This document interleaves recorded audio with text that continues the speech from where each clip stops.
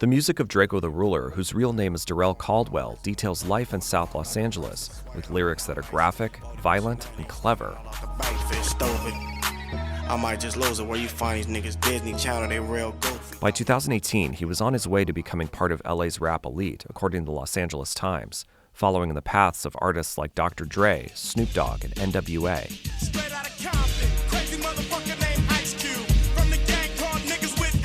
But Caldwell was arrested on murder charges. In his trial, his lyrics and videos were used as evidence against him. Get the blows #1, but every nigga around me greedy with the two state team. Bleeding, getting calls from my receiver, and we really gotta go left. Prosecutors allege that Caldwell was a part of a botched plot to kill a rival at a party he attended in December 2016. Allegedly, in the midst of a shootout, he and his gang had accidentally murdered 24-year-old Davion Gregory.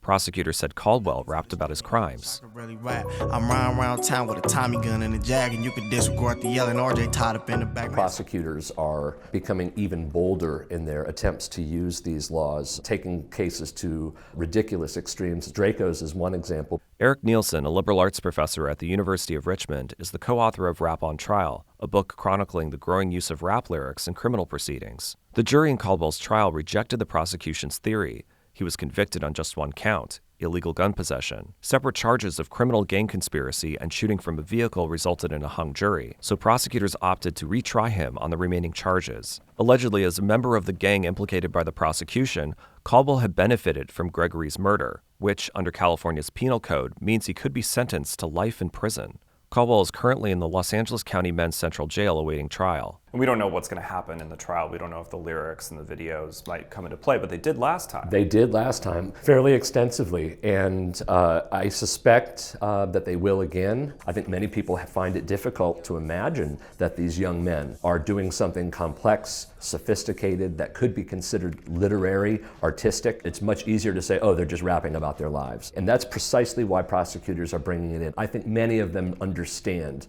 that they are misrepresenting rap lyrics. They know that they're doing that. They're doing it because they want the jury to see this stuff that is, salacious, it's profane, and therefore you're compromising somebody's right to a fair trial. Nielsen says that prosecutors who take rap lyrics literally don't understand the art form, which first emerged in New York City's South Bronx in the 1970s.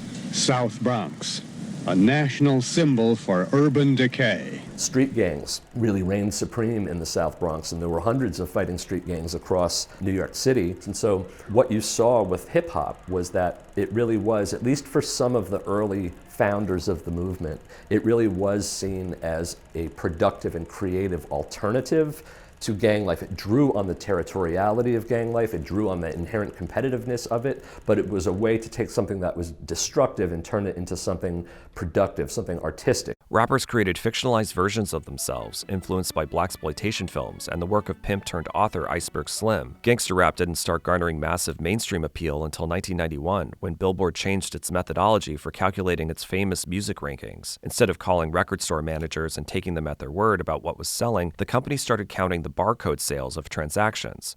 Gangster rap catapulted to the top of the charts, and record companies took notice. That still is seen by many as the formula for success in rap music. That's not to say there aren't exceptions. There are the Will Smiths and the MC Hammers and whatever else, but generally speaking, especially with amateurs, they see the sort of gangster rap model or regional variations of gangster rap. They see that as the pathway to success because they have many models where that has been true. Yes, it's hyperbolic, it's over the top, and it not only embraces stereotypes about young black men, it doubles down on them. It exaggerates the criminality intentionally. It doubles down on the violence. It doubles down on the hypersexuality. So it's a form that is very aware of the stereotypes that many people hold about young black men, and it revels in them and sort of flips them on their head. And that's what's so interesting about it, is that it's taken something very negative and turned it into its own art form.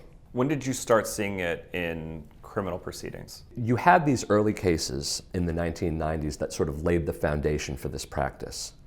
And then what happened is that prosecutors started targeting these lyrics more explicitly. You had training manuals. One of the ones that we cite in the book is actually from Alan Jackson, who was a former prosecutor in Los Angeles, that encourages police and prosecutors to look for lyrical evidence in order to portray somebody as a thug or a gangster. And so word started to spread, and professionally prosecutors are talking to each other the same way that defense attorneys do.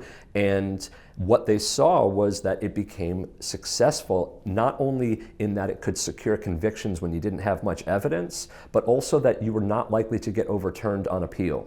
And so it started to solidify. Nielsen says that another turning point came around 2008 with the rise of social media. We see a lot more cases. That's largely because there's far more material out there now, right? If you want to disseminate your music, now you don't need a record label, you don't need the radio, you don't need anything. You can go directly using YouTube or Soundcloud, very low barriers to entry. And so you saw a proliferation of this music out there in videos that have become increasingly easy to produce, right? You can make professional looking videos with a phone now. With the sort of proliferation of these videos and songs all across the internet, you saw also a proliferation of the policing of those songs. Nielsen's legal testimony and writings about the misuse of rap in criminal proceedings have brought more attention to the issue. In March 2019, he partnered with Grammy Award-winning rapper Killer Mike in filing an amicus brief with the U.S. Supreme Court in defense of a Pittsburgh rapper named Jamal Knox sent to prison for making terroristic threats to police officers in a song. The High Court declined to hear the case, but Knox, having served his time, still has that terroristic threat conviction on his record, which could affect him for the rest of his life. So Killer Mike is someone who wrote a foreword for your book. Can you read just the highlighted portion here? All right. Right now, aspiring rap artists need to know they are being targeted by the authorities, and they need to balance their right to free speech and their desire to push the envelope of free speech with the reality that police are watching. Caldwell's trial is expected to begin in early 2020, and it's possible prosecutors will use his lyrics in videos again. Caldwell's time in jail has been difficult. He's spent time in solitary confinement and at least at one point thought about giving up music altogether. Are we in the midst of a chilling effect on an art form? It's very hard to measure a chilling effect, because a chilling effect is essentially you are creating the conditions where people are no longer producing things or are less likely to produce things. So it's tough to measure the absence of something. But I do see this as potentially chilling, especially as prosecutors become bolder in the ways and strategies that they're using to put rap artists in jail. I do think that we are reaching a point at which many people are going to have to weigh their desire to engage in this art form, to master this art form. They're going to have to weigh that with the reality that it could get them in trouble. As these cases continue to grow in number, I do think that is absolutely possible. I know I think I sound cold, but if you walk up in my shoes, you understand that it's raggedy. Shit, just shit, any nigga understand. Understand this is raggedy.